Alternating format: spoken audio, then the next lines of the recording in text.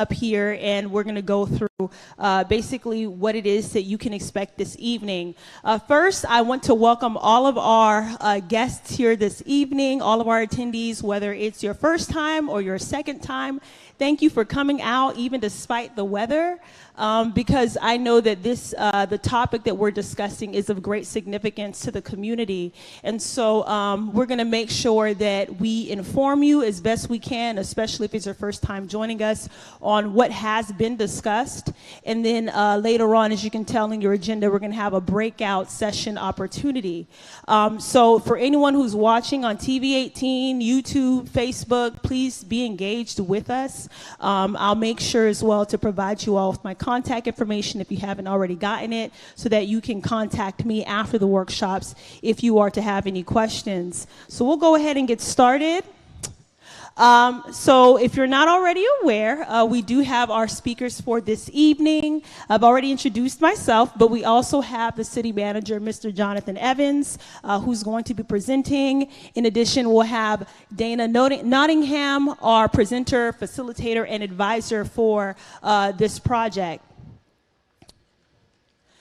We also will have support facilitators during our breakout sessions. If you haven't already met them, they are our Deputy City Manager, Ms. Elizabeth McBride, our Fire Chief, John Curd, and lastly, our YEP Director, Ms. Valerie Grimsley. Just a few housekeeping items before we get started. First is the restrooms. So if it's your first time in this building, to my left is a women's restroom. To my right is a men's restroom. And then we also do have a disabled restroom at the front near the entrance. As for the workshop materials, when you entered, you probably saw a line of material. I probably handed some of those to you, but just so you're aware, if you have missed any of them, we have today's agenda. Attached to that, we have the Workshop 1 facts, which is our frequently asked questions. We had some pretty good questions asked to us, and we followed up to those questions by writing out an answer to each of those. So feel free to go ahead and look at those. We will have an opportunity to discuss it during the presentation. Also, you should have the rules of engagement. We'll be going through that as well if you haven't already looked through that document. And then lastly, you should see the retail preference survey. And I believe there's going to be some time to fill that out today as well, perhaps. Okay, perhaps. So nonetheless, please make sure that you grab the survey if you haven't already. And then thirdly, we have our video recordings. I heard that for those who are attending for the first time, you had a chance to watch the first workshop to kind of get up to speed. So we do have those video recordings of each workshop to be posted on our webpage. You can go to rivierabeach.org/Reimagine workshops. Or if you follow us on Facebook and YouTube, you can find the videos there too. Next, registration and meals. Like I said last week, what helps me out as your organizer is when you register for each of the workshops at least the Thursday before that workshop. That way I'm able to get a pretty good head count for food, because we want to make sure we accommodate everyone that's with us. But even if you register after that, it's perfectly fine. We do not turn anyone away. We want to welcome as many people to the workshop as possible.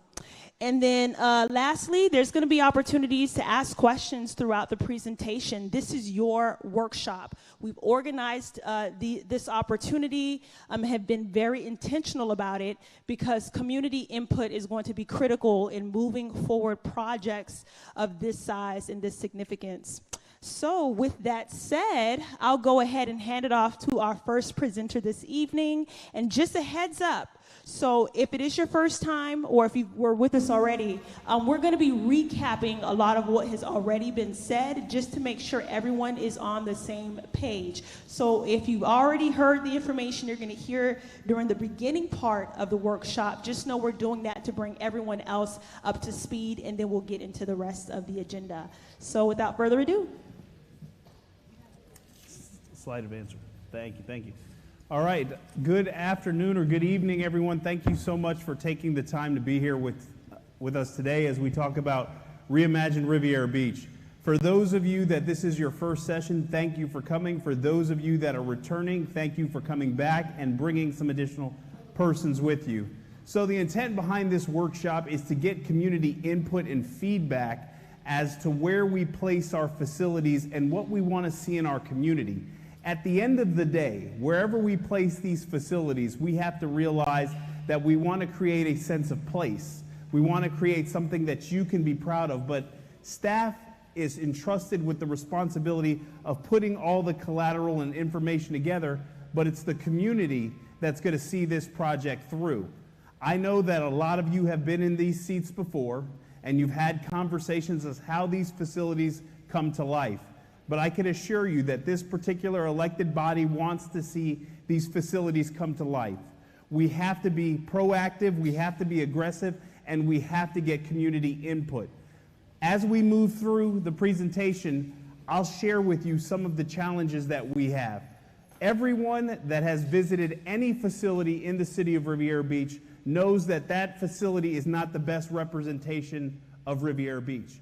All our facilities were built around the same period in the 1970s. I did not grow up in the 1970s, but I would imagine if I wanted to see what it looked like, I can just visit any of our facilities. If you want to take a quick tour to the 1970s, you can go into the restroom facilities in this particular building. Riviera Beach, we can do better. We can absolutely do better. Our library, I stated to the group last week that we're opening 2129 North Congress Avenue, which is going to be the new state-of-the-art library for the city of Riviera Beach. It's a temporary facility, but that facility will give you a peek into the vision that we have for this community. The existing library, about 3,000 square feet of that facility cannot be utilized because of significant water intrusion. We have rooms that we have had to close and shutter and not provide service out of because of the inadequacies in the facilities. When we go into our lobby at City Hall, that seating area, ADA seating only, we can do better than that. You wouldn't see that in any other city. You can see some of the conditions of the library. That caution tape is where we had to actually remove some drywall and carpeting because of significant water intrusion into the facilities. The facilities that we have are dated and aged. And when you look to attract the best and brightest folks to work for your agency and you bring them into the 1970s, it's hard to compete with other agencies. And all of us know if you are a business or you're recruiting persons to come work with your agency, it is profoundly more challenging today than it was years ago. That's the entryway into our library. So as we talk about those spaces and making those places, how do we ensure that Riviera Beach participates in the rebranding and redevelopment of its community? We don't want what works in Boca or what works in West Palm to be here in Riviera Beach. We want to participate in the economic development and the opportunities. We know that rising tide rises all ships. And so how do we ensure that we have an opportunity to participate in the economic development of the community and create wealth and diversify our economy? Our economy is solely contingent on the city of Riviera Beach. We rely heavily upon tourism. We rely heavily upon commerce. And obviously from a city, we collect ad valorem revenue, tax revenue. But we want to make sure that every bit of disposable income that our residents have or people that visit our community is invested in our community. I shared with the group last week that roughly on a conservative level, there's about $12 million a year that circles in our economy. We can do a lot better than that. We're creating wealth and opportunity for other communities. How do we make sure that that dollar remains in our community and grows our community as we move forward? And then obviously improving public safety. We want to make sure that we do everything with safety and accessibility and walkability in mind. We want to make sure that when we are making these spaces, that they're places where our seniors and our young people can congregate and have safe passageway wherever they're going, and that you don't need a vehicle to move around in our community. Some of the most successful communities in the world provide for alternative means of transportation, and create a situation where it's easy and safe to traverse by walking. So we're looking at all those elements as we move through our Reimagine Riviera Beach. So we're looking at this holistically. We're looking at our public facilities, but we're also looking at what are the shops, restaurants. How do we get to the point that gets some of the restaurants that some of the residents have asked for? A lot of the residents said, Mr. Evans, all I want is a restaurant with a tablecloth. We can do better than that. But we have to know and we have to manage the expectations as we move forward. And so we're going to have to work with the private sector. But how do we work with the private sector where the city of Riviera Beach wins 100% of the time? Because a lot of times when you have these relationships, it's flipped. We want to make sure we maximize the opportunity to make sure that Riviera Beach wins 100% of the time.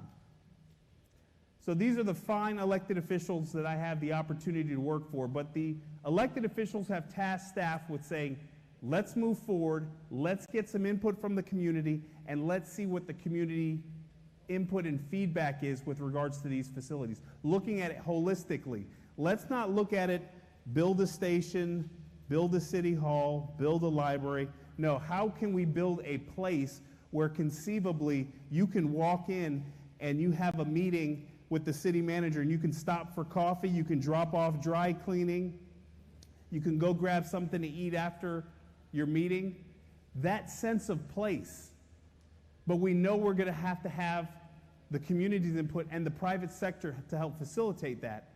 We don't want to have your standard, prototypical, stuffy government building that you park in a parking garage, you get down, walk, you get in, and then you get back in the parking garage and you leave. We want to make sure that it's a place where the community feels comfortable congregating. At the end of the day, the house, City Hall, belongs to the public. So how do we make that a space that the community can embrace? And the elected officials are acutely aware of that, and that's how we got to this point where we're having this discussion with the community. So as we move through the steps of the process, you will have the opportunity to break out into small groups and share your comments, your feedback, and we have staff that will assist in facilitating and providing some additional information.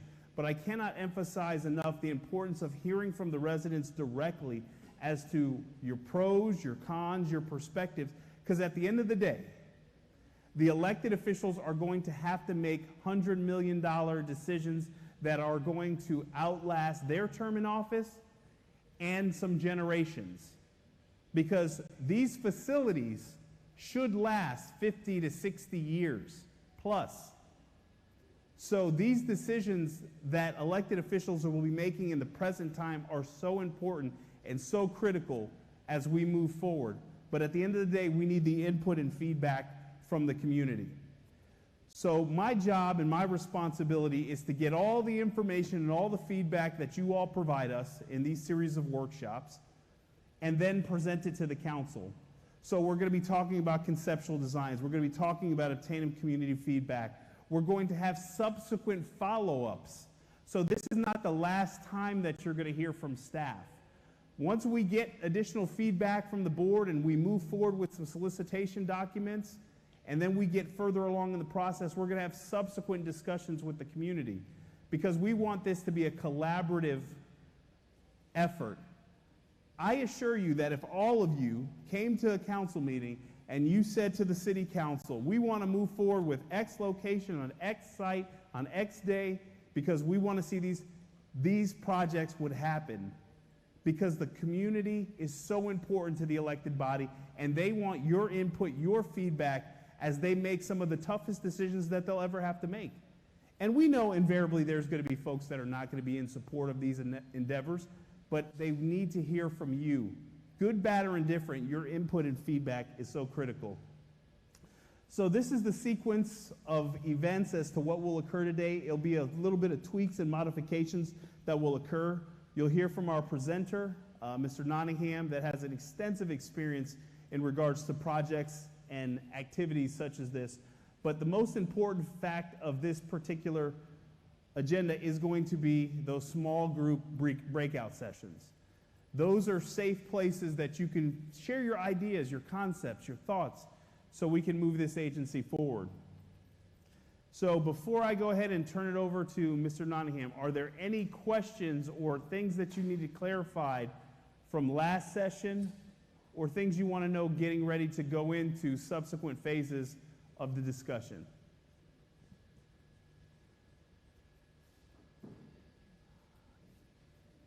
All right.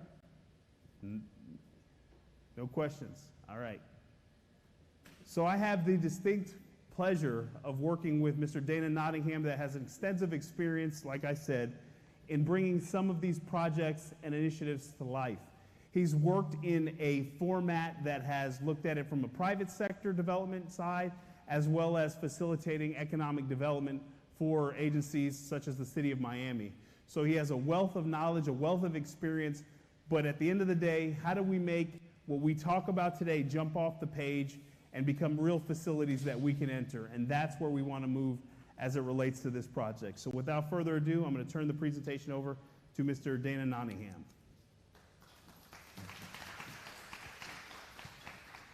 Thank you, John.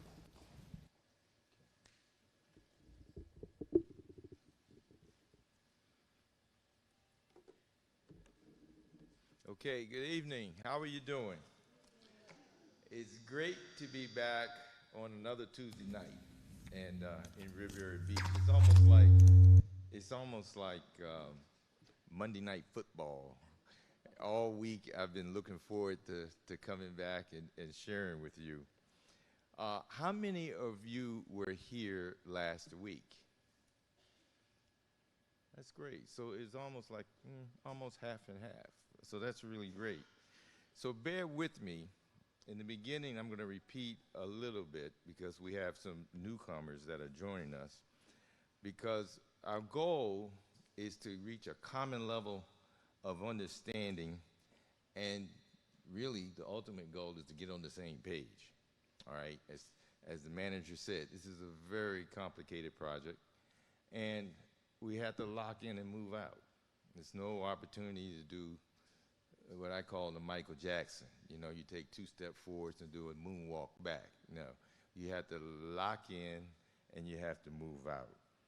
And so after my introduction segment, we're going to break down into smaller groups. So we started in a helicopter, and we're up here, and we gradually bringing our helicopter down. Last week, there were a lot of questions, and what we attempted to do, and in fact did do, in your package, you're going to see a response to 6 or 7 questions that you raised at the last session. And we intend to continue that, because at the end of this whole process, there'll be a final report, and the report will talk about each option. It will share your feedback, and there will be a body of information, will be the questions that were asked and what the responses are, so that everybody in this room can be an ambassador and share this with everyone else. So as I said last week, I'm excited to come here. Maybe 3 reasons. First, I love the overarching theme, okay? Reimagine Riviera Beach. That's not a theme. As I said before, it's a mantra, and it's a call to action. Second, because I spent a little time at Disney, I know a little something about Imagineering and Reimagineering, but more important, about teamwork. You know, how a team has to work together to bring their ideas and dreams forward. And in stretching your imagination, you have to do that first in order to translate a bold vision into action. And it's not enough to take action. We got a lot of people running around with to-do lists taking action, but the action has to be thoughtful. And that's why we're here today. It's more thoughtful if we engage in what I'll just call collaborative problem solving, because that's what we're doing. So vision is no more than a good idea that has to be visioneered. Now, I don't know if that's an original term, but I'm going to claim it, visioneered, because I'm a visioneer. And you have to visioneer your dream in order for it to manifest. We just had that conversation, right? And visioneering is envisioning your goals, engineering an end game, okay? And linking both to a course of action and making it happen. See, today, it's not enough to have a vision. Things are moving so quick, the people that are getting ahead, they have a vision, but they have envisioned an end game to get there. And that's how they get there and get there faster in a competitive environment. So the purpose tonight is to continue the process of working together to visioneer a new city hall and civic center. That's pretty short relative to all the elements that will make up that concept. A new city hall, a new city administration building, a library, a park, fire station, police station, emergency operations. And in order to achieve that, we have to demolish and relocate City Hall, police, fire, a water plant, and a library. I mean, that's a massive scope of work. But don't let it scare you, okay? Because we got all we need to find our way. It's such a big job, and I applaud the city manager. I applaud him because his vision for this 4-part workshop is that this is just not something on his to-do list to check off and go off to the palace and talk to the leaders and talk to the business community. No, that we are really after something here, okay? And what that something is, the it,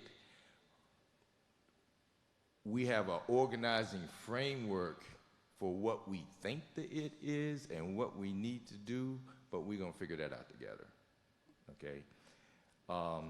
And the same kudos to the city council, okay? Because leadership doesn't just happen, okay?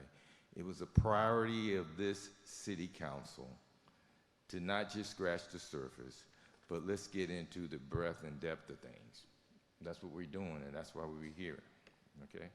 The last time I was here, I was talking about lead, lift, soar. Lead by example, act with discipline, listen, inspire, follow, teach. I saw the video. I didn't explain what the T was for, and somebody asked me. It's for teach, okay?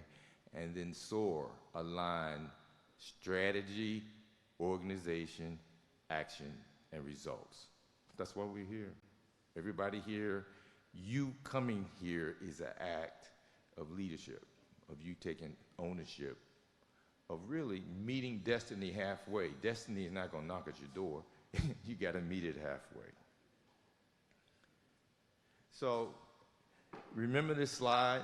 A lot of people like this slide, but to advance a bold vision, there are two sides of the coin.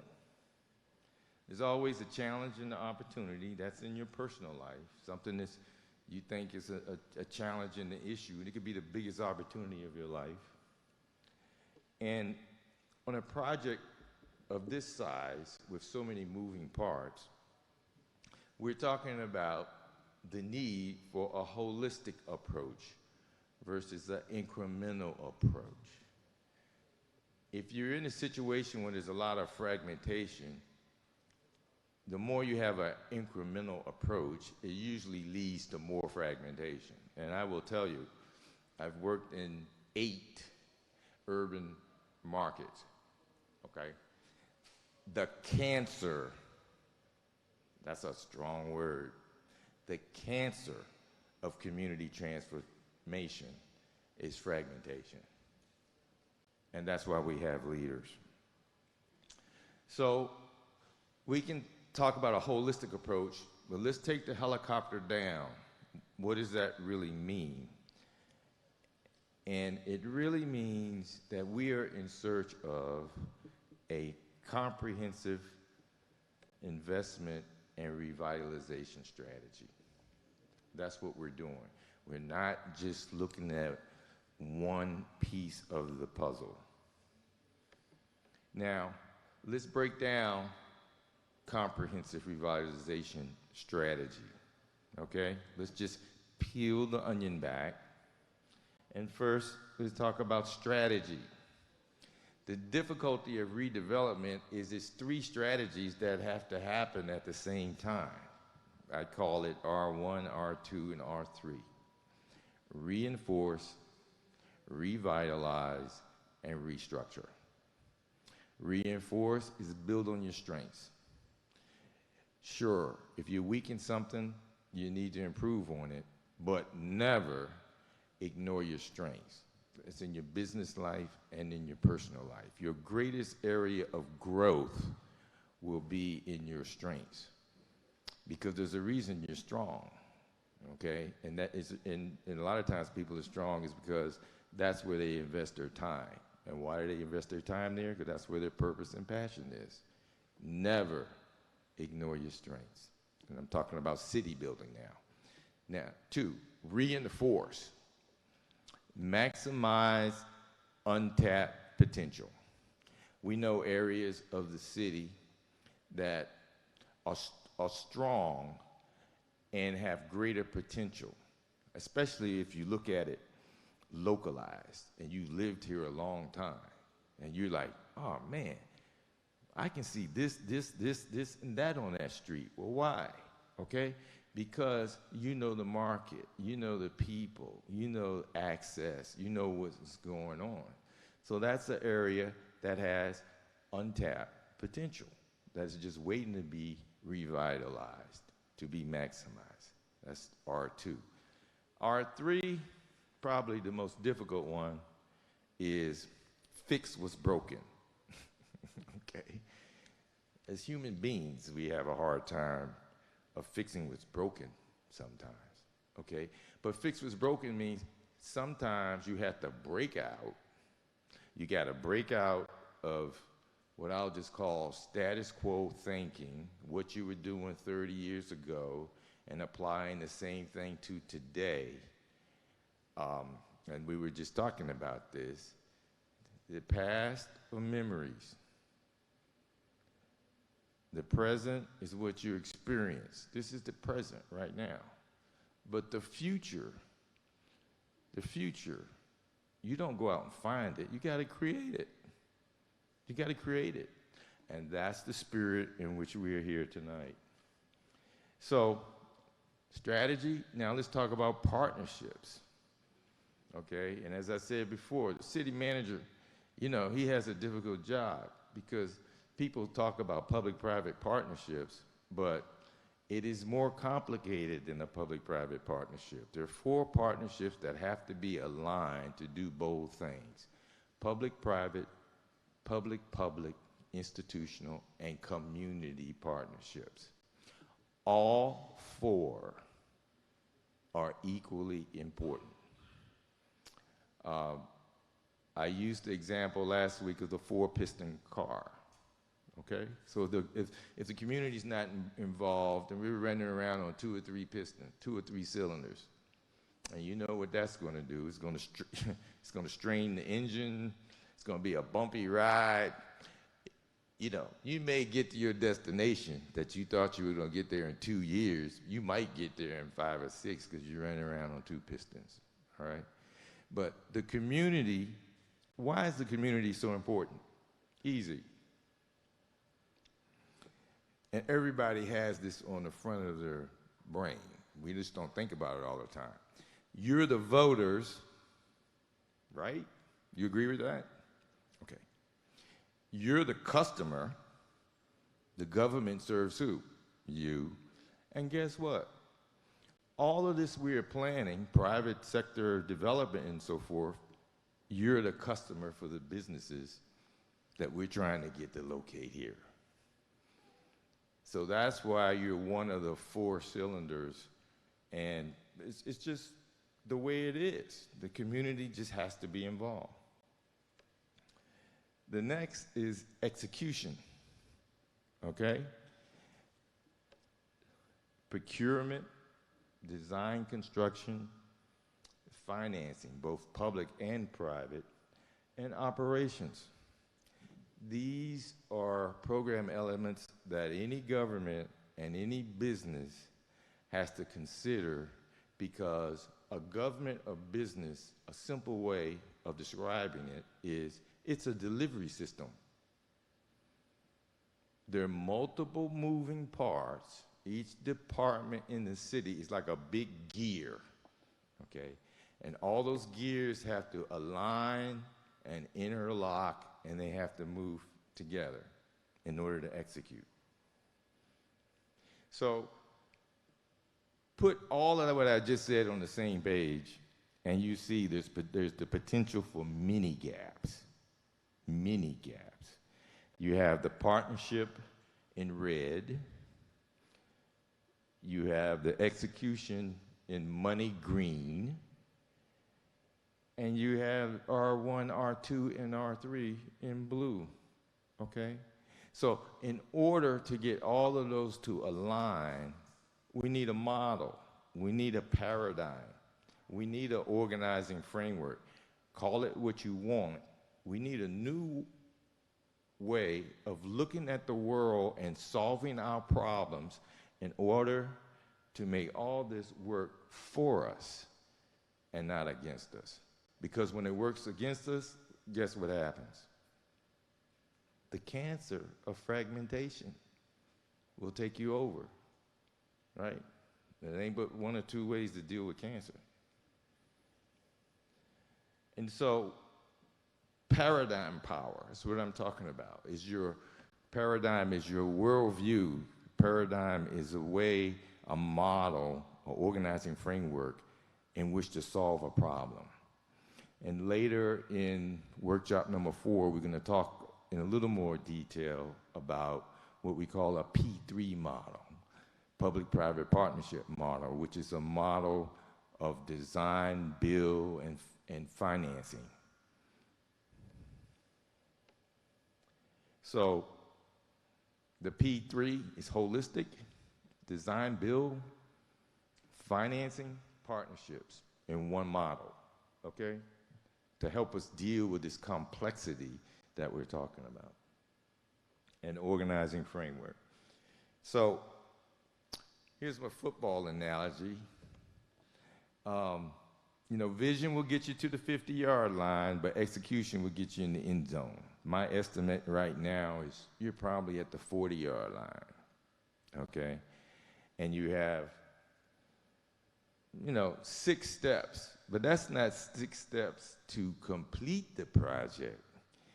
That's 6 steps to just launch the project. The most significant thing about this illustration is the green represents community events like this, a workshop.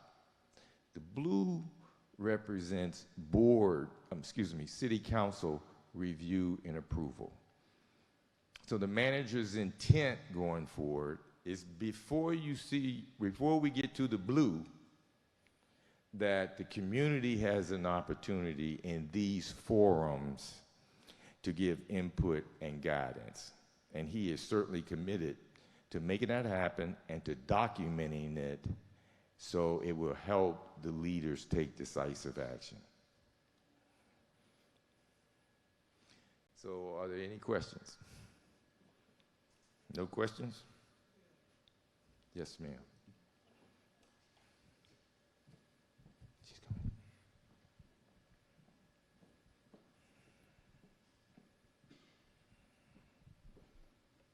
I see that. So lonely I could cry. Can you hear me? Yes, ma'am. I see that you're planning to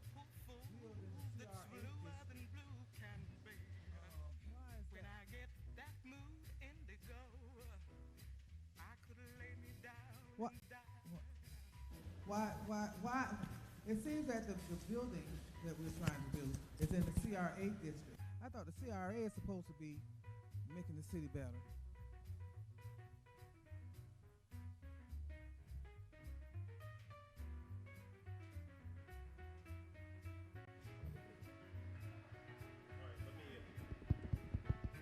Hello?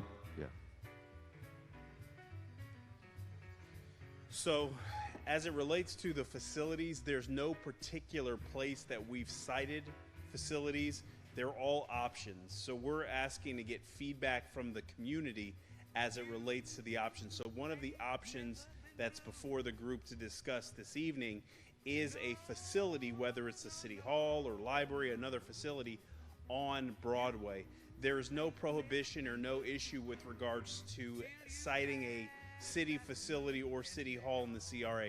At the end of the day, the board has that authority to say it can go on the existing site, it can move on Broadway, or it can stay in its exact location. So there are multiple options. And so when you go through the exercise, you'll see that one of the options does have a city facility that is not actually on its existing site. And there's actually options that move City Hall to the south side of the road in the space where conceivably we are now.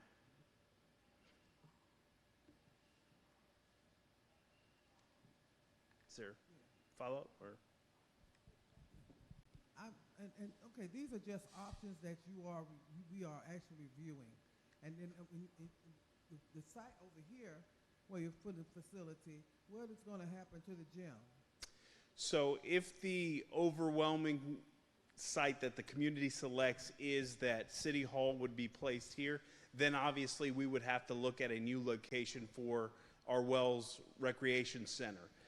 There is discussions about the possibility of working with the school district when they look to redo Inlet Grove, or where we site this facility, the wellness center, and that's what we're calling it, a wellness center, because it's going to be more than your quintessential gym with weights or what have you. It's going to be able to have services from someone that's 2-year-old all the way to someone that's 92 years old. So we would possibly look to shift where the site may be. So City Hall may be here, but the Wells Recreation Center may be to the back half of the property or shifted on the other side of the roadway. All those are options that will be discussed, but there's no option that actually gets away from us having a recreation center. So we will have a recreation center. Your precinct, that's something that certainly that will be addressed as part of the construction period. So we would definitely want to make sure that voting is centrally located in the city, and those precincts don't change as much as they possibly can. So that has to be something that we work with the supervisor of elections. Yep. Ms. Bram?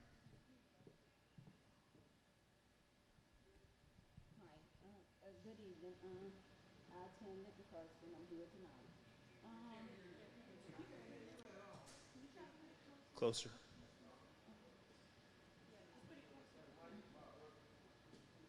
Can you hear me now? Yeah, I can hear you. Go. Okay. Hi. Good evening. I was here last week, and I'm here tonight. Apparently, I'm looking at everything that we do now from a holistic approach. We are a 6-mile radius here.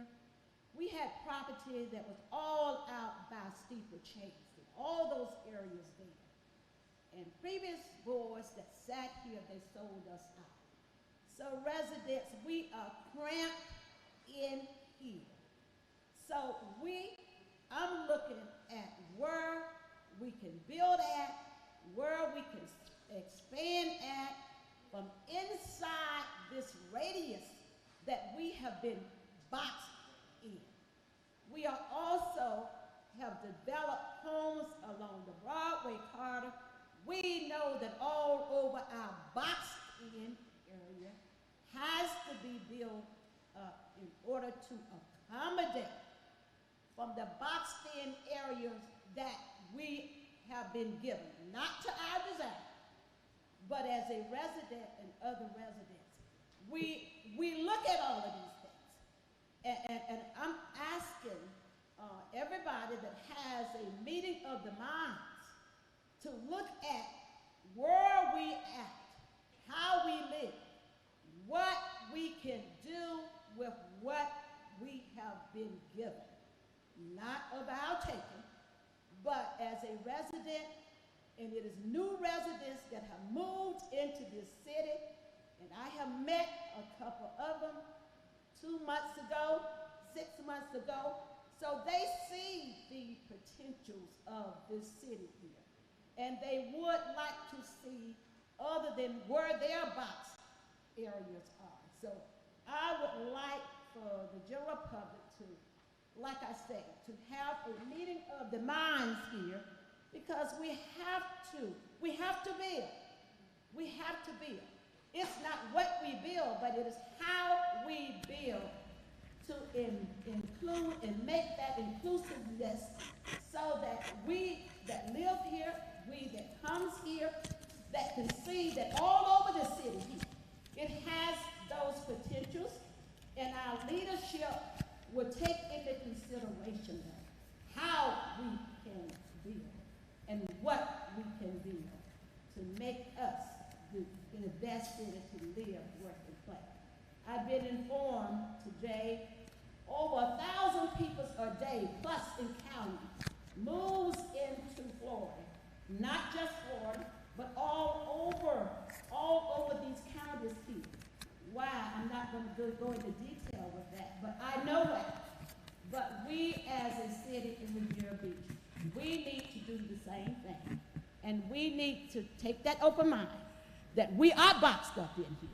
And we have to build where we can and how we can. Thank you.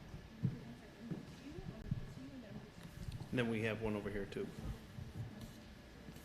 I get that our municipal facilities have lost their usefulness and they're outdated, and of course we need to revamp them. But at the end of the day, when I'm looking at the entire project, is what do we want at the end of the day? In the sense that there are cities who have already gone through this process, whether it's Philadelphia, Detroit, Naples, Orlando, Panama City, Nashville, Tennessee.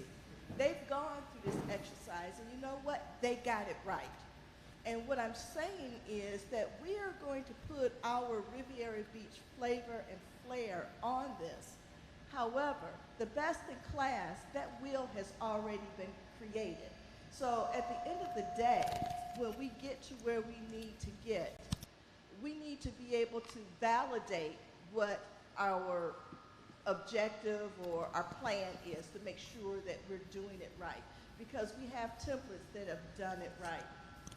If it is, at the end of the day, making Riviera Beach closed loop where we have incremental revenue, terrific. I'm okay with that. But let's make sure that we can measure our plan. We're on the right track, and we look at the best in class. We're not exactly mirroring it because we're different, but we know that we can validate and benchmark ourselves. So to that particular issue, in order to ensure that we make wise and competent decisions, we have secured services of P3 consultants as well as attorneys to help us facilitate the very complicated process that we're going through. We are looking at lessons learned. We are looking at successes as well as failures to ensure that we don't make those same mistakes. And one of the things that we have seen as some of those communities that have struggled through the process is that there wasn't community support and community buy-in on the front end. And so why these workshops are so important is because we can answer those questions, we can dispel some of those rumors, but we are certainly going to make sure that before a shovel gets into the ground, that we're comfortable with what the arrangement is and what the community's input that is so instrumental in moving the city forward. So we are not just, and you'll hear that in subsequent workshops, we're not just looking to create a place where you just come to City Hall. We want to create the business opportunities to where folks can start up businesses in our community, that they can interact, because at the end of the day, the city's tax value growth is the major revenue stream to see the city continue to move. And if you don't create business or create wealth, you're going to continue to tax your community out of existence. And so we need to diversify our economy. We need to bring more expansion and more growth so we can spread that cost amongst everyone, and we can have a situation where people can reinvest in their community and their dollar stays in the community versus us having to go to West Palm or Palm Beach Gardens to get goods and commodities. So we're looking at every option that's out there, and that's why Mr. Nottingham's experience in Miami is certainly very valuable as we move through the process.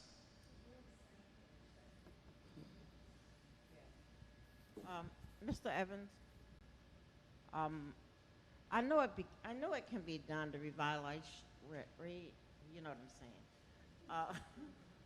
of this city, and it's great that you all are taking on this giant in the room. I'm exceptionally happy that we are taking this giant move because I think the people in Riviera Beach deserve a chance. They deserve to have a Miami. And I lived in Detroit for many years, and the mayor there, his slogan was keeping Detroit moving forward. I do hope that once we start this process, and I know the elections will change everything, but I hope that we can just come together and at least show the residents we're moving forward. The event center, I think, looks great, and I think we need a little bit more of the waterfront because Detroit was a worse mess than here. And I know if they did it there, you could surely do it here. So I like to say thank you for even putting this together. And I've seen it before, kind of, you know, a little bit different, but I think that we now have a chance to move it forward. And I hope we keep that sound mind, the residents, because they want to see a change. My question is, does any of this come before planning and zoning, or how do you do it? Yes, ultimately, when we select a plan that looks to move forward, all that would have to come before planning and zoning. So there will be multiple conversations that we'll have as we go through the P&Z process. So yes, all that is going to come before planning and zoning. And certainly we want to make sure that this particular initiative stays on track moving forward because we don't have another generation to waste. We've sat in these facilities for far too long, and it's time for us to move forward because the reality is if we don't do it now, we won't be able to afford to do it 20 years from now. And we'll have the same thing or less than we have now. All the residents tell me all the time, we had a drive-in, we had bowling, we had all these things. We have, and Councilman Lawson has mentioned it to me, when he was in high school, there's less things now than when he was in high school. That's not okay. And so we have to move now, and we have to move with a sense of urgency and a sense of purpose, because if we don't, those generations that are graduating and are going to leave this community, and we're not going to see the economic investment and the sense of place and the community pride that is so valuable to moving this forward. So we have to move with a sense of urgency and a purpose. Thank you. A couple of years ago, they talked about possibly putting an overpass over the railroad tracks. And the last time I heard it was running possibly every 15 minutes. And with the development that we're talking on east and west, well, the north and the south side of the street, just kind of looking at what happened in West Palm Beach when the overpass was, 12th Street was put there, kind of destroyed the community and the businesses. Talking to whoever it was here before, talking about an overpass that possibly would come down pretty close to Avenue E. I haven't heard any discussion because if we put business across the street, City Hall here, then we're going to have the right kind of business, because those businesses will kind of, even the City Hall, which I think it could make it here, would kind of destroy the wrong kind of business. And what would it do to the rest of, you know, the south south and north side communities. Right. So I haven't really kind of heard. And if it's running every 15 minutes, I guess eventually it's going to be an overpass. Right. So we haven't explored the concept of an overpass because we believe that you don't have the span, you don't have the width or the length to be able to do that type of construction. In addition to alternate 19 in Clearwater, when they did that, they killed a lot of businesses. And the types of businesses that you would have locate next to a construction project like that are more your industrial and manufacturing that don't get a lot of walk-up traffic or business, and their business continues. So we would be adamantly opposed to that because we think it would not just impact the business community, but it would decimate some of the neighborhoods with regards to having that big span of a bridge and the cost associated with that. It would just be off-putting, and if FDOT would ever propose that, that would be something that we would support as a city. And we haven't had any conversations about that, but we know we do have to have some more robust conversations about the rail and the rail line and the frequency and those types of things, and how do we make the corridor safer for both pedestrians and vehicular traffic. Hi, good evening, Mr. Evans. Thank you for putting Thank you for putting this together. I appreciate it. I do have a question. In the last workshop and in tonight's workshop, you had led off with an illusion, or not illusion, an indication that there is some sort of circular turn on the dollar in the community. And so I'm very interested to understand if we have any economic data that supports that, and what is the turn on the dollar in our community versus what a respectable KPI would look like, and where are we trying to get to? So right now we do have economic data, and based on, and I don't want to steal the councilperson's thunder, but there is going to be a presentation to the board at their meeting on the 23rd from a tourism master plan. We have gotten a private consultant that has looked at the tourism economy, and looking at our tourism economy, there's roughly about $13 million roughly in our community that circulates. Now that's a conservative number, because we believe the number is a little bit higher. However, it's hard to be able to track that. But what we're getting is that because there is a food desert, because there's no real commercial retail operation, large scale commercial retail, or even big box stores in our community, that a lot of the folks that have disposable income are buying most of their items outside of our community. Even our local residents tell me all the time, and I experience that as well, is going to Publix is a task because it is profoundly different than in other areas where you don't have the necessary surface parking. You got to go into a garage, and that makes things a little bit more complicated. But we know that our dollar in our community doesn't circulate as much as it should. We also are in the process of, I can't give you that number off the top of my head because I don't want to misspeak, but I can find out that data. I can tell you that from a city perspective, we are in the process of a disparity study to look at economic disparities as it relates to procurement processes that the city has. So we're looking to see, with the city, the utility district, and the CRA, we're about a $189 million operation. So we're going to see if the dollars that we are spending for capital projects and procurement of services and goods, are we making sure that those dollars are being reinvested in the community? The board has been very dead set on making sure local participation occurs in our community, and that's a big, big push for us as we let contracts. And so another step of this type of discussion is, how do we make sure that we support our local businesses and we reinvest your tax dollars back in your business? We need to do more things to ensure that we help the small businesses, the medium businesses in our community, versus a situation where we go to West Palm or Gardens or Lake Park to spend our dollars. So one of the things we're really going to push out is a buy local, shop local initiative that really goes to target those businesses. And how do we help facilitate, getting the appropriate insurances, getting the appropriate things that you need to do business with our government, because we have certain restrictions and things that we have to do. So we're looking at that disparity study will give us a legal basis that we can rip away some of the stipulations that were required to have to follow as it relates to our procurement. But I can get you that number as it relates to the dollar circulating in our community. But most of the services we procure from a community aspect are outside of the city of Riviera Beach. We have 2 questions on this side. I'll then make my way over to that side for a few more individuals. Good evening.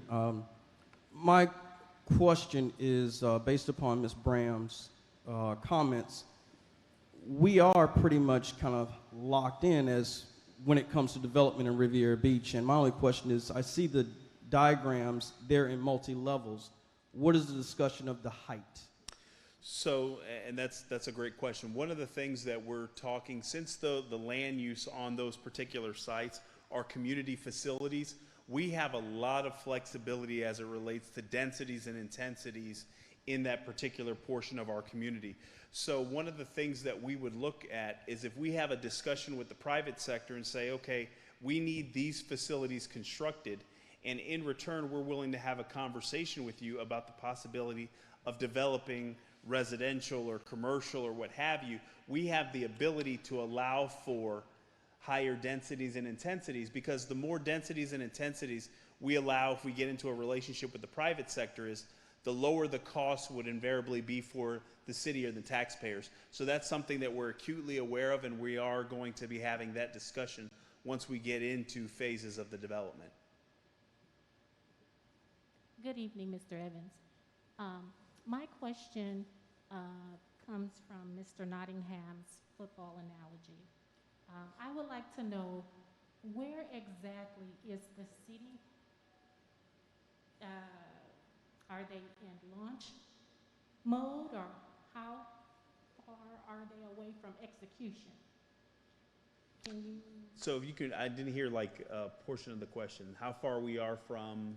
From execution. So from execution. So the intent behind, after we get the input from the community, I'm going to convene with staff, and we're going to be beginning to put together the recap of the conversation with the elected officials. Assuming that the elected officials are lockstep with staff and what the information that we've provided from the community, we will work through a solicitation document that will outline what the expectation is for a proposal.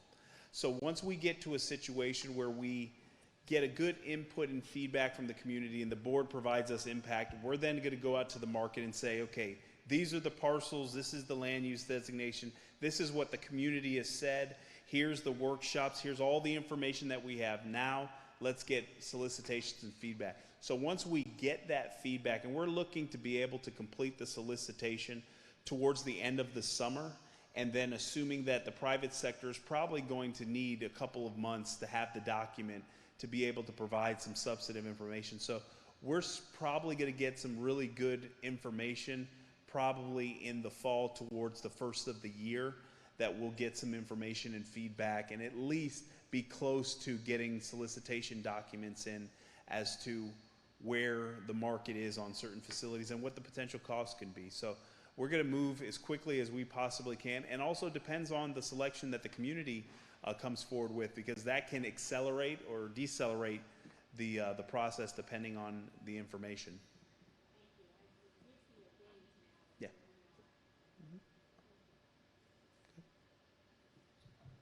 Hi, Mr. Evans. Hey, Miss Erica, how are you doing? Good. Well, I just wanted to make a comment. For the past couple of weeks, I have traveled down to Delray, Boynton, Boca, and Miami, and it is phenomenal down there. Miami, the skyscrapers, you have to look up to heaven to see. I don't know if we want them that tall, but it would be really, really nice to have some nice, beautiful buildings on Broadway.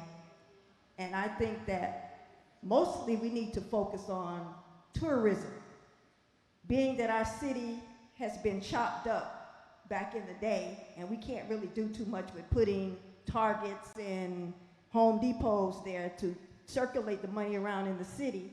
We need to focus on things like tourism with the restaurants. We don't have any restaurants here to eat.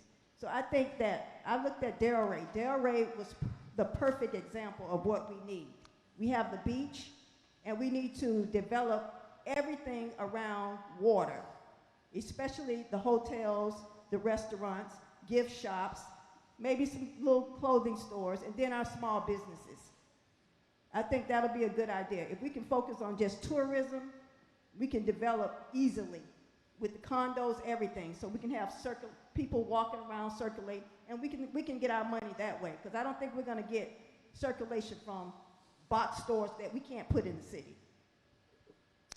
Yeah, and you know, that's a great point. One of the things as we talked about Riviera Beach, Reimagine Riviera Beach, there is no reason why in our community we don't have the most eclectic mix of restaurants, that we don't have the best. We should have a fresh fish market. We should have all these things that we had in our community. And we should have so many different unique boutique style restaurants and shops and all that in our community. But it takes having these conversations as how do we get there and how do we create the economic opportunity for persons to invest in our community. Because the reality is that there's 14,000 people that have moved into Palm Beach County last year. The median household price in Palm Beach County is $455,000. There are people that are coming here in droves. There are people that are tired of the up north. For the first time in 157 years, California's population went down. People are coming to Florida. If we had some of the shops and restaurants that we should have when we were reopening, those businesses would have seen a boom. Our hotel, I spoke with the general manager from the Marriott. They're at 94 to 96% capacity. They're renting places for $695 a night. That rivals what's going on in Miami. I've had family come here 3 times, and every time they've come, I didn't like it. They extended their stay. They love this place. We live in absolute paradise. So how do we capitalize on those opportunities, and how do we create, you know, a space where Riviera Beach, you can age in place and you can shop and spend your disposable income here. It's so rich of opportunities. We just have to, now we've tilled the soil, now we need to plant it and watch it grow.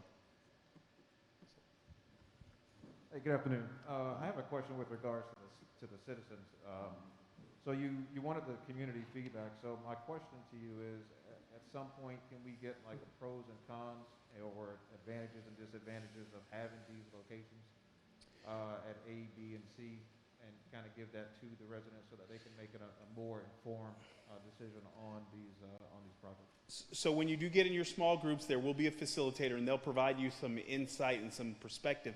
But realistically, we want to hear what your pros and cons are. Because as staff, we can rip it apart, but at the end of the day, you're looking at it maybe from a different perspective. So we can give you kind of a Cliff Note version of what we see or some of the challenges and opportunities. But realistically, we want it to be a citizen-driven exercise. Thanks, I appreciate that. Yeah.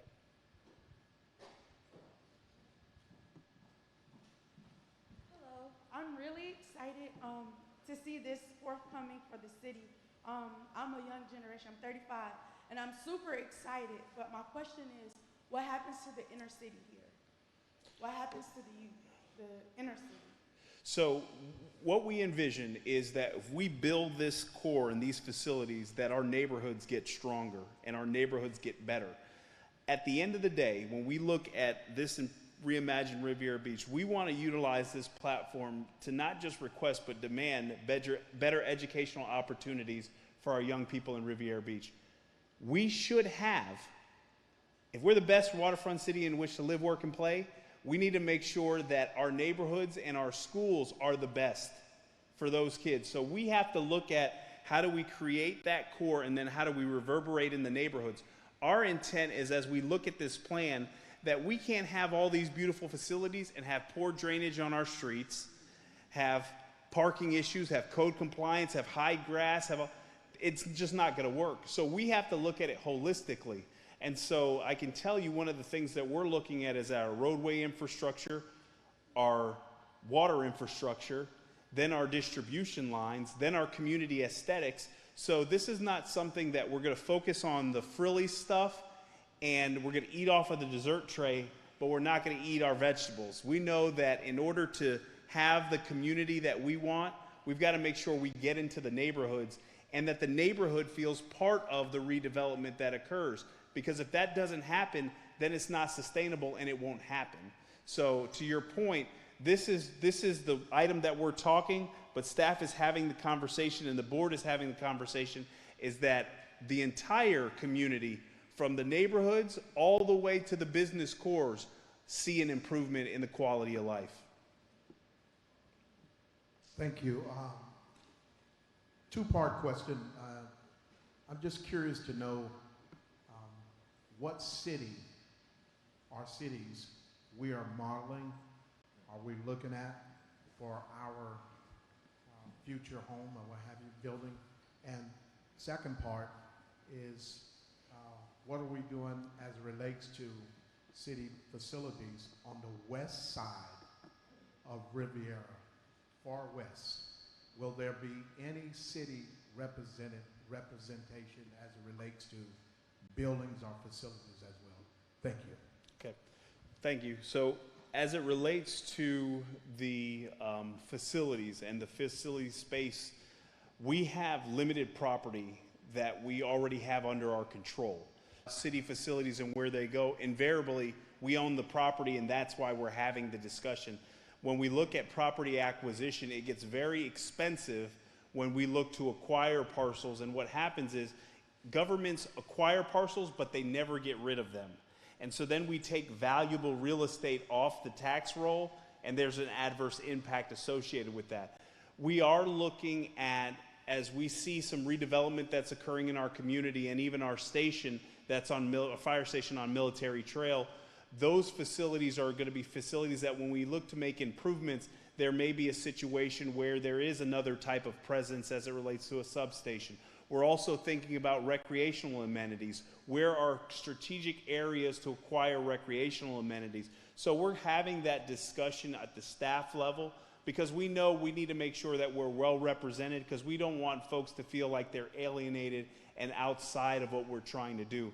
So that's something that we're acutely familiar with, and we're trying to do everything in our power to be able to be deliberate in our approach, because we want to preserve green space, we want to see recreation expansion, we do want to see safer neighborhoods. We are possibly looking at, we know that once the youth empowerment program moves out of the existing Lindsay Davis Center, we're going to be putting a police substation in the neighborhood, so you'll have a presence there. And so we're looking at different opportunities to have more of a community presence, whether it's through facilities or through actual personnel that will be out there. As it relates to the other question you had was, so the cities we're modeling after, right?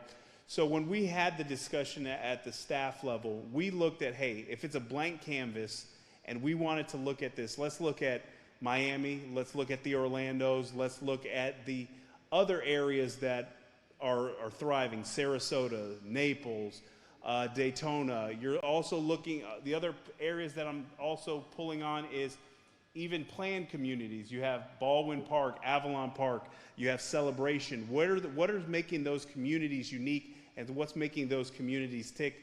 Because at the end of the day, right, if someone had to say, Jonathan, what's your vision for, a resident in Riviera Beach? That they come here and then they move into an apartment or a townhome. Their family grows, they go into a single family. The kids go off to school. The kids come back for a little bit. The kids get their own place. Mom and dad now get an opportunity to live on the beach. I want to have a situation where our community can age in place and that their asset appreciates in value because we've created a community that actually has everything to offer, that has exceptional schools.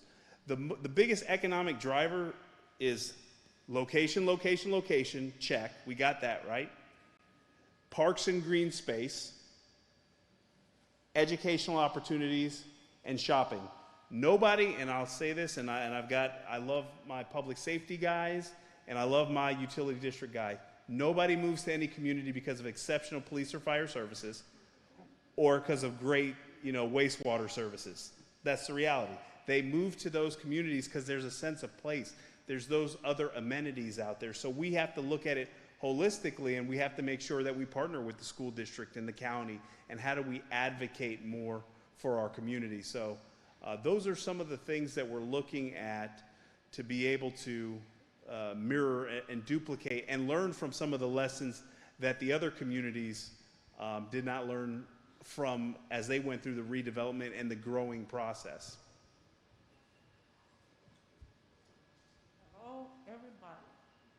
Citizen of Riviera Beach. I just want to ask this. I wanted the same question the man and the young lady said. I live on the west side. You know me, Mr. Evans, right, the west side. I know you're saying all this stuff is beautiful and what you're going to do. I want to see you draw plans and everything for on the west side. I'm really telling you the truth, how I feel. Redevelopment, everything you want to do. Tell me how much. The only thing you're saying you really do there right now is that garden on Blue Heron, which you could have added on 10th Street and made it large about what you talked about. You're putting a firehouse where it used to be the Walgreens. That's good. You do redeveloping something that you had to move over. We want to see more homes. You say about what, 14,000 families moved in here? Where did they move in? Townhouses, stuff that's rental. We want family members to be able to own their own property. Somebody say we was boxed in. We can't move. Yes, you can. Find property out there. You got plenty of property out there, don't let you say. And start getting more houses instead of more warehouses. Developing more for the people, the citizens. It's good to have true citizens for have people coming. But you don't have to come over your city where your majority of your people live to cause your finance to be circulated in here and to build more. Where's it going to be? They're going to have to go outside the city. But we want that to be redevelopment, all over that on our side of West Riviera. You cross that track and you say something about the railroad track. Are they making a big railroad improvement for that train to come through here, right? That fast train to go to Orlando? So let me try to unpack some of your questions, because there's a couple in there. Okay. So first and foremost, I think it's important for us to ensure that in order for the conversations to be productive, we can't continue to separate our community, east side, west side, north side, south side. It's the city of Riviera Beach. We have to start thinking that way, because at the end of the day, we're all here because the city of Riviera Beach. And as long as we keep that on the forefront, because that's the issues that got some of the challenges that our community still has not recovered from, is because the separation. Let's not go down that path.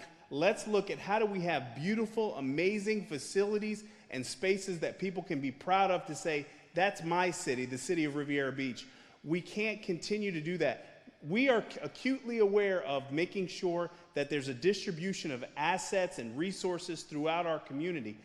But I can tell you, over the last 2 years, we've spent over $6 million, what is referred to on the west side. We acquired and we will build the most modern, state-of-the-art, strongest facility in Palm Beach County when it is constructed on the corner of Blue Heron and Congress.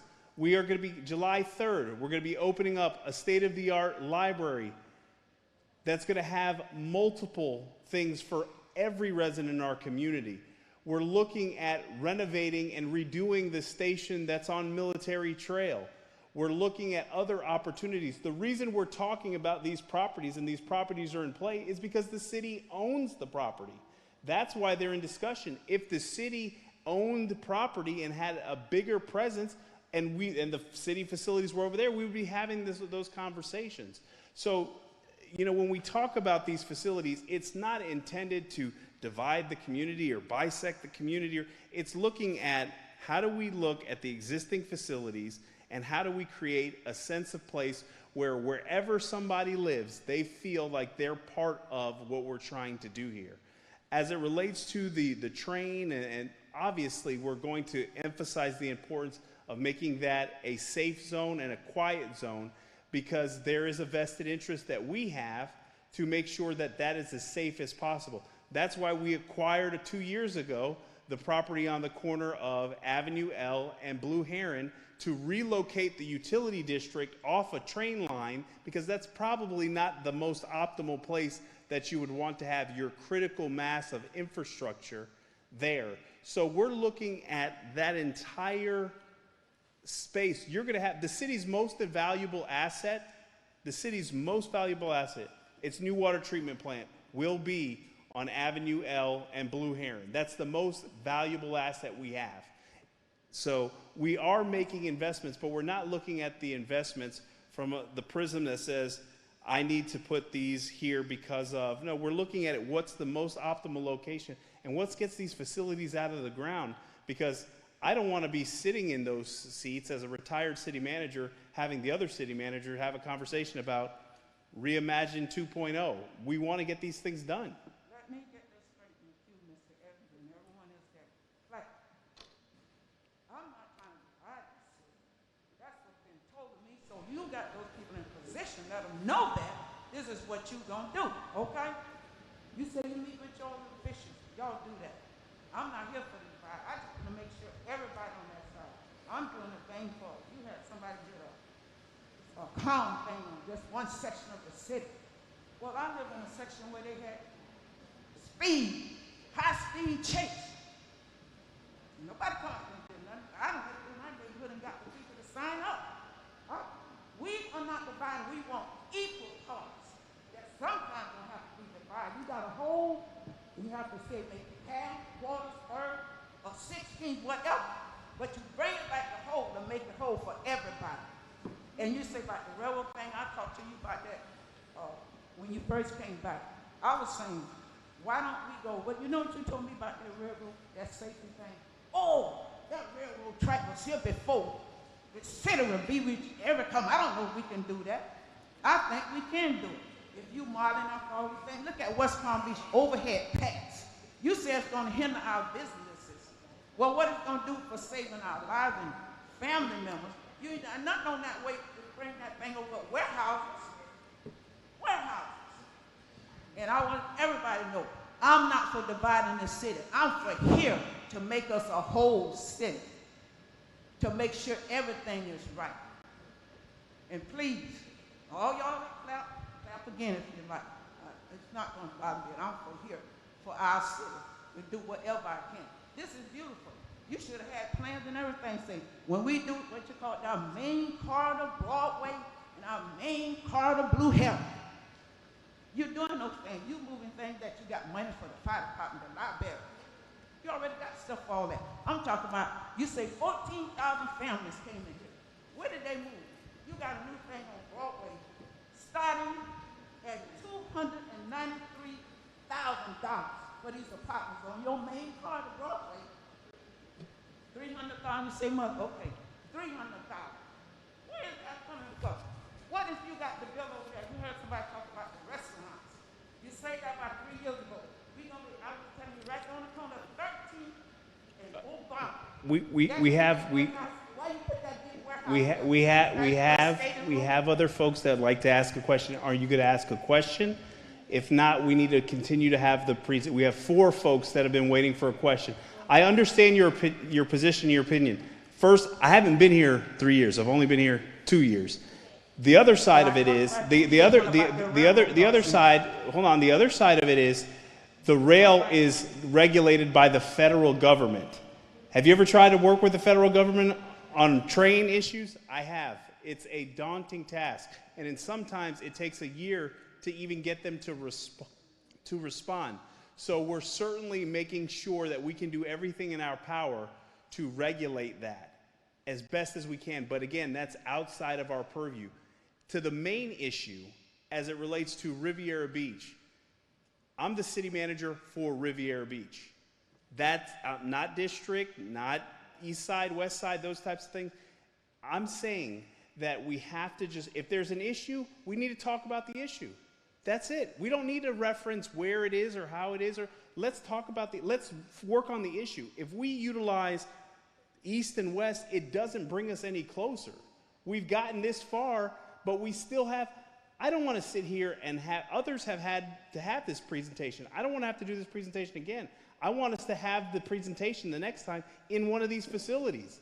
That's where we're trying to move, and that's where we got to get this thing going. Go ahead. It's more of a comment. This has been my mindset since I moved to Riviera Beach. We have to cultivate where people want to move here to Riviera Beach. And what the staff has done here, the consultant team, the staff teams, this is marvelous. It's magnificent. But it's really incumbent upon us residents. When we see something, we need to say something. And it doesn't matter to me how little or how big it is. If someone's grass is so high, say something. Get code enforcement involved. Or maybe they need some help to get the grass cut. If you see illegal dumping, report it. If you see businesses that are not keeping up their part of the bargain by keeping their outer facade of their building and investing in themselves, we need to bring it to someone's attention. When I say cultivate where people want to move at, when I first moved on Riviera Street, I had to clutch my pearls. I had to take a deep breath. It was very edgy, things I had not seen or experienced before in my life. But myself and with the city of Riviera Beach and neighbors, we had to make a tough decision. We wanted people to move on 11th Street. And I can proudly say that those new townhouses are moving or being built on 11th Street because when people came to look at City of Riviera Beach, these first-time new homeowners, they took a look at all of Riviera Beach. But when they got to 11th Street, they were just, Miss Jenkins, I want this one, I want this one, I want to move on 11th Street. That's because we cultivated where we wanted people to move on 11th Street. So it's incumbent upon us as we go into our workout groups, take that in consideration. So it's not a question, it's just a comment. Thank you. Thank you. We have two more people. Is that okay, Mr.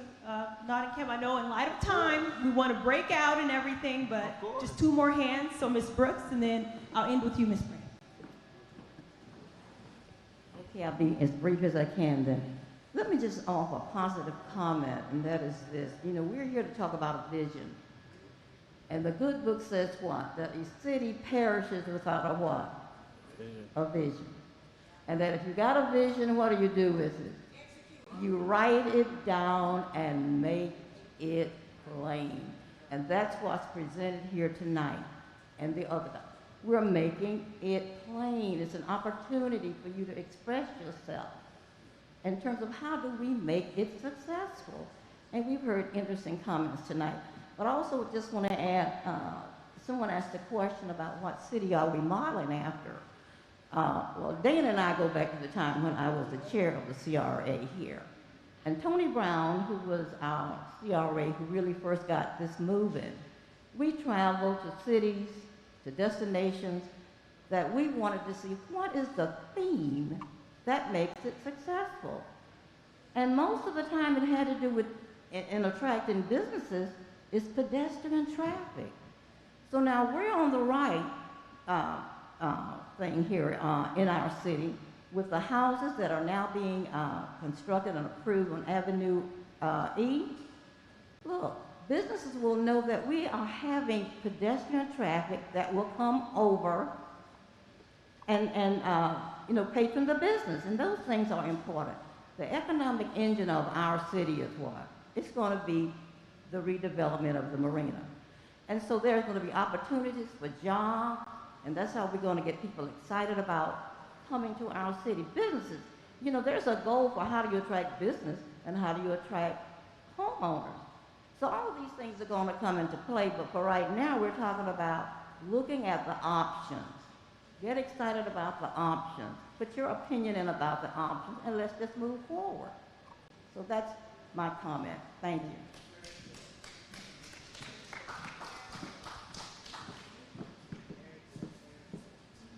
I'm going to try to be brief here.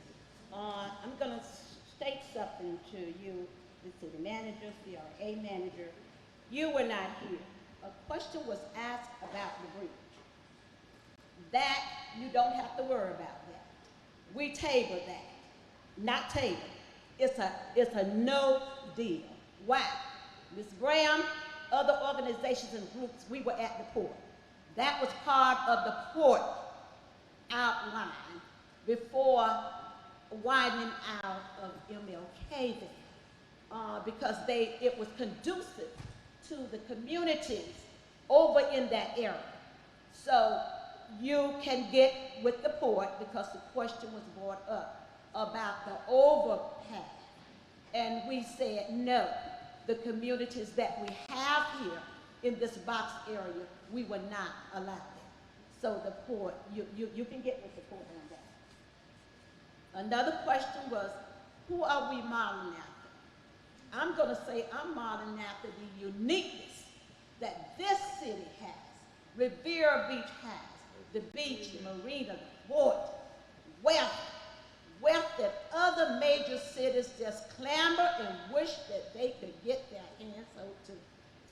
And we own these properties that we can build on. And that's what greatness does. When we own something and we can build on it, and we can build on it how we can build on it. The west side, anything that is built in the city of Riviera Beach, we will incorporate it. It will make us better too.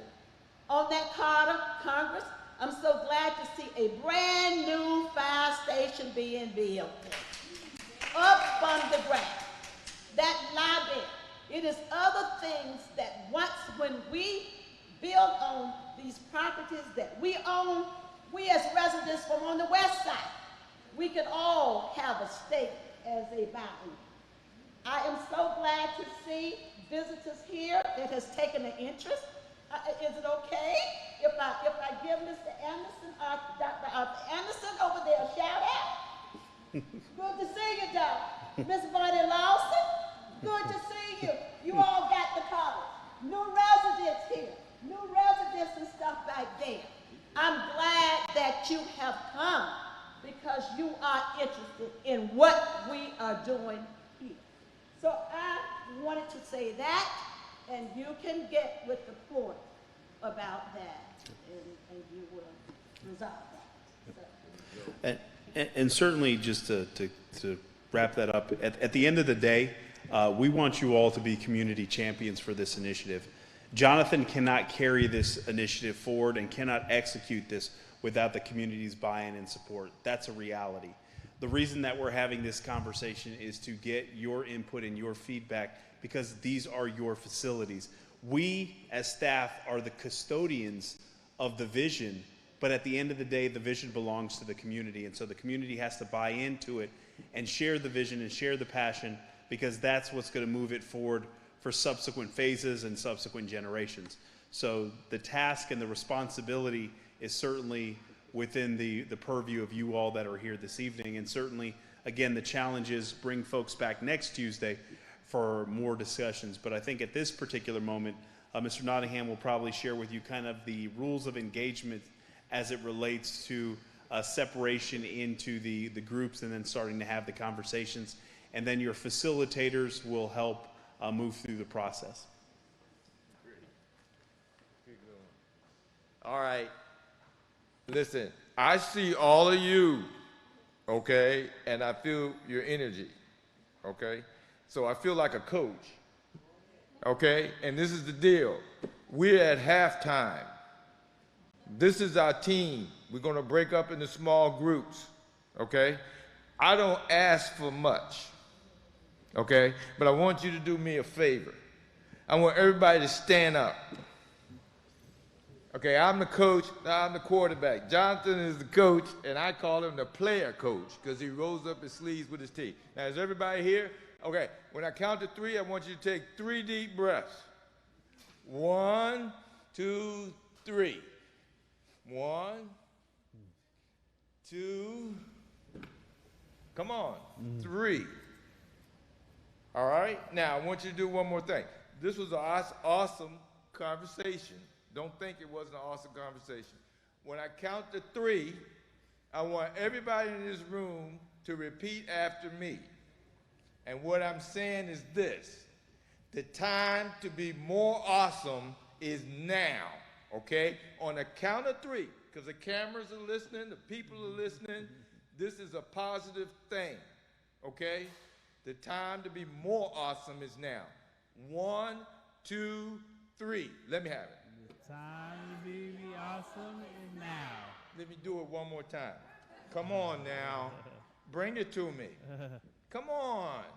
We got to get some blood flowing because we're getting ready to go to work. We just did halftime. Okay? 1, 2, 3. All right. All right. So let's pick it up. I see some of these eyes getting a little, I see myself up here pacing the floor. Okay? So let's move. All right, what I'm going to do, what's going to happen is we're going to break up into smaller groups. In the smaller groups, we're going to go through each one of the options. You're going to be asked to do 2 things. The first thing is after you go through the options, we're just going to take a count. What is your favorite option? Okay? Then after you do that, we're going to give you some stickers. Okay? And in groups of 5 within the group, you're going to come up and you're going to put a sticker on your favorite use and location. If you think that your favorite new City Hall location is on Broadway, you will actually put a sticker on that. And we're going to be, you see this drawing here? This is the drawing in the group. So when we report back, we're going to look at those boards and see where the stickers line up. I was going to go through this. I'm not going to go through this. Get in the group. Your facilitators are prepared to walk you through and to do this, and we can do it pretty quickly. Now, there's the back row, the middle row, the front row. Those that were in the back row, go to breakout group number 1 in the corner by the exit. Those on the second from the last row, go to number 2, which is to the right. Those on the third from the back, go here to breakout group number 3, and your facilitator will be there to meet you. Do we have to move this chair? Oh, I was going to let them know that their package is on the seat. Oh, they're pointing. Yeah, the facilitator package, sorry. Yes, ma'am.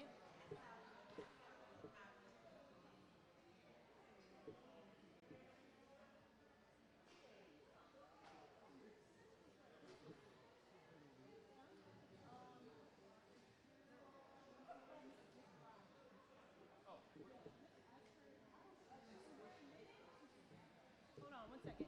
Miss McBride, are you in the room? Okay, your group is going to be up here with me. So we have breakout session group 1 should be with Miss Grimsley, close to the entrance. Breakout team 2 should be with Fire Chief Curd.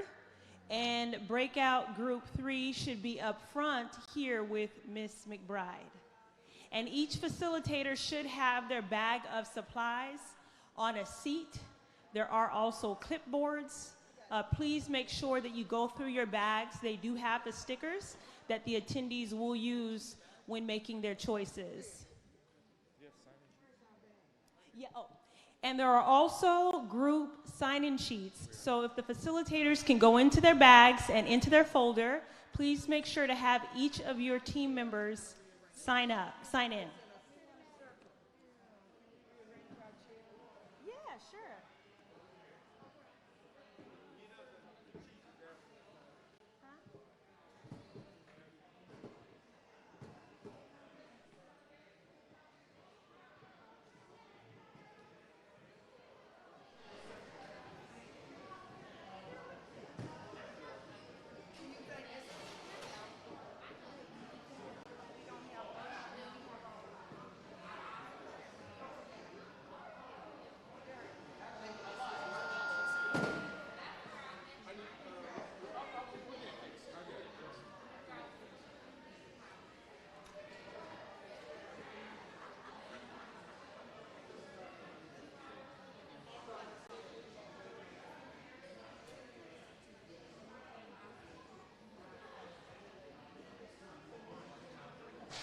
Huh?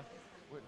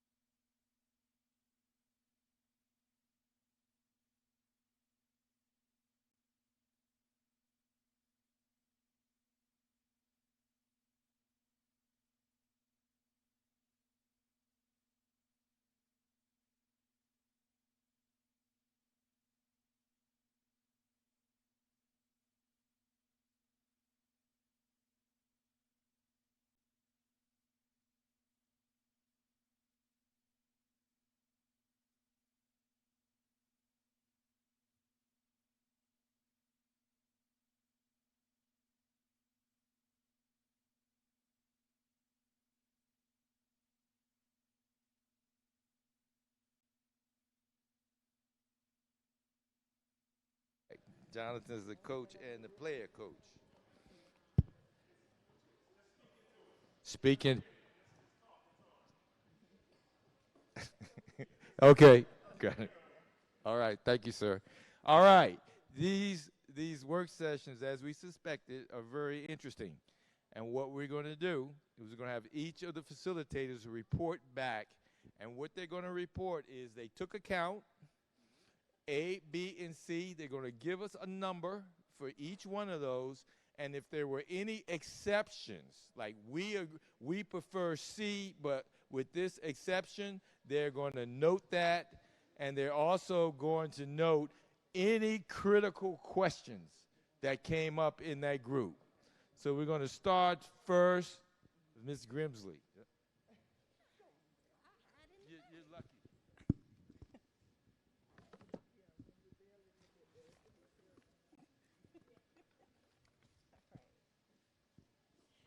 Okay, I had 11 people in my group.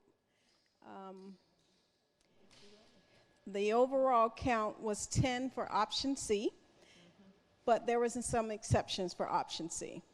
8 would like the police and fire moved up front and the wellness center moved in the back. They're really concerned about the fire safety and the police actually not going through the neighborhood, but being able to have easy access to Blue Heron. Some of the questions that were discussed is how will the traffic be addressed with the train? What other options do we have for the train station? One of the gentlemen, yes I do, I see him in the back. Better illustrations so that people can better visualize what's going on or what's potentially going to happen. And then move the library closer to the school so it can be utilized at our higher capacity. Inlet Grove School, I'm sorry. Okay, that's great. That's great feedback. Now, just for the record of this meeting, is there anyone that would like to further elaborate on the exception for this option to move the wellness center to the rear, to the back, and put the public safety facility front and center on Blue Heron? Would anybody like to further elaborate? Okay, next. You want to do it? No. Good evening. Terrence Bailey and I co-facilitated group number 2. We had 11 participants, and I let Mr. Bailey share the results and our exceptions. All right. We had 6 votes for A and 5 votes for B. It was No, C. C. I'm going to get him. Yeah, C. Sorry. See, I didn't want to see you in your bag. See, it was a test. That's all that was. It was a test. Y'all got C. It was very close. A and B are very closely aligned. There was a. You want to do this? Because I cannot. I haven't said C. anything. C. A and C are very closely aligned with Blue Heron, the moving City Hall functions to Broadway and the opportunity to have a downtown being very prominent. The one, it wasn't an exception, but a note. Everyone wanted to make sure that the wellness center appeared, no matter where it is, prominently, only because in some of the graphics, it doesn't explicitly say where the wellness center is going to be. We all know that there will be a wellness center, it will be somewhere, and it will not be forgotten. The other comment being, whether we partner with the school board or not, there cannot be a net loss of space function. It has to be a value add, not a loss. If we're going to merge or move or whatever, there must be more and not less from the recreational standpoint, square footage, functionality, programmatically, yeah, when this moves, there can be no less, there can be no loss. That was make sure we don't get less out of this from a recreation perspective than what we have now. It needs to be an upgrade, no matter where you put it. Okay. Is that? That's it. Okay, so there are no exceptions in this group, just a footnote. Okay, next. Chief. Thank you. So we had the best group over here, group number 2, and our count, we had 8 individuals. Option A, there were 2 votes, and one of the exceptions for option A was ensuring that the wellness center is on the property, has a gym, and all of the amenities that you have here, kind of what we heard in some of the other presentations for option A. For option C, we actually had 6 votes, and the biggest concern was the location of public safety being in the neighborhood further to the south and hampering response times to the broad Blue Heron corridor that we use to run east and west in the city. So they were looking for a swap of those 2 properties. And any questions that we had basically surrounded that same concept. Are we talking about widening the road on Avenue H West so that if public safety does end up on the south end, that they don't get bottlenecked at the intersection trying to come out? So all in all, option C was the winner out of group 2. Yes, please.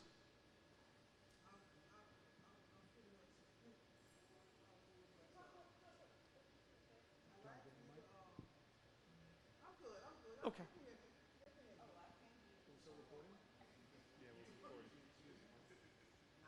The wellness center, my concern is that it's still being used for voting purposes. They're recording, so please use the mic. My concern is that the wellness center it's being used for voting purposes. That's my main thing. And you know, and I just thought about it. If you're going to move the public safety facilities over on the other side, you know, that's running right in front of people's property and stuff. You need to keep it where it is, or something, or plan something else, because that's not fair to those citizens on the other side over there.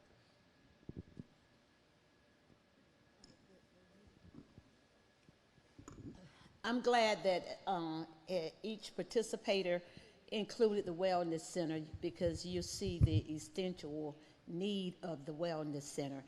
And I'm glad that even though one was just 1 point ahead, but we can see that C was vital, because if we are to build up that corridor there and have that tourism there, as well as is so often said about the west side, some people do not even engage to look if it was built up, that you can actually see from the top of the balcony, depending on the heights of the building, out to the Bahamas area. That area there is just magnificent. Like I said in the first presentation, walking distance. People like to engage where they can go from point A to point B. And it was something else that was made mention about how we can start. If we take C, I am quite sure that we can gravitate it to kind of move some of what we're looking for forward.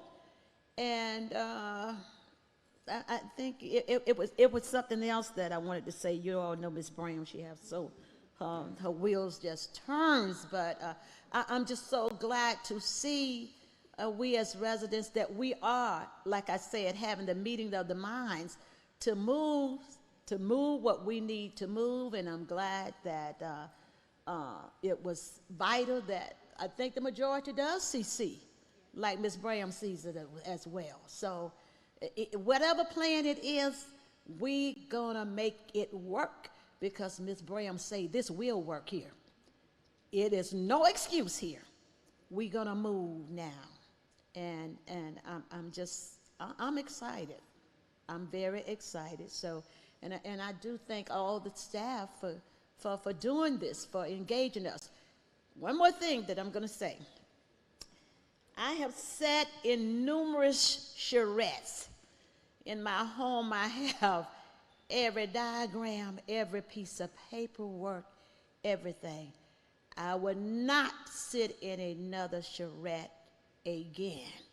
This will be my final and my last. Why I am saying this? Because you will build this. You will build this. And you will not build it for Ms. Brown, but you will build it for the city. You will build it for the outsiders to see that Riviera Beach is more than what you have always said. And this is who we are. So this may be a challenge, but I don't look at it as being a challenge. I look at it as being an opportunity. And this is our day in the sun here. So I just want to say thank you. Okay, let me, I'm gonna give you some closing thoughts and let the coach close up. All right, first of all, this input that we got is fabulous. I mean, this is fabulous, this is meaningful input, and I'm gonna say it's compelling, all right? And you gotta remember, we are at a very early stage in the process. It was a conscious decision to bring the community in early. These concepts are diagrams. We enhanced them so they would look more architectural because we wanted your feedback, all right? Now, obviously, there are so many details that have to be worked out, but my experience has been this. You're always better off with a framework or a model to guide your discussions than not to have one at all. So when we pick one of these, that is to inform the city council, and it is a framework and a model for have further discussion to work out all of the details. These are legitimate, detailed questions. Access of fire trucks, location on Blue Heron versus somewhere else. And I will tell you, I had a great conversation in the back of the room with a gentleman who was talking about locating the fire station and police station on Blue Heron, okay? Very legitimate argument. But again, there's two sides to the coin, okay? Of course, you want police visibility as the deterrent of crime, okay? That's one side of the coin. The other side of the coin is there are as many or more people dying from cancer, diabetes, and unhealthy lifestyles. Okay, so wellness center, let's look at it as a healthy living district, okay, where you come there, whether it's fitness, whether it's taking yoga, whether it's healthy living, whether it's giving a local entrepreneur that's in the healthy food business an opportunity, that they're part of a district. And my last word is this. If you try to be a cookie cutter of another city, you're going to fail. We need to improve, expand, diversify the economy, enhance quality of life, and never forget, the tourists that come here want to go where the locals go, because it's authentic. And that's why Riviera Beach is like no other place in South Florida. That's my last comment.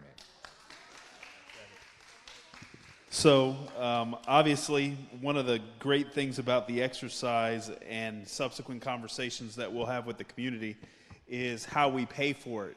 So it's the equivalent of us now, we've gone to a restaurant, we've picked off the menu, and now the bill's going to come.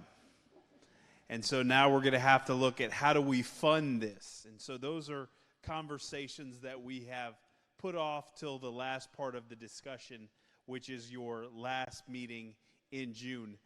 Next meeting, we will talk about Avenue E in more specificity as it relates to the designs and the projects.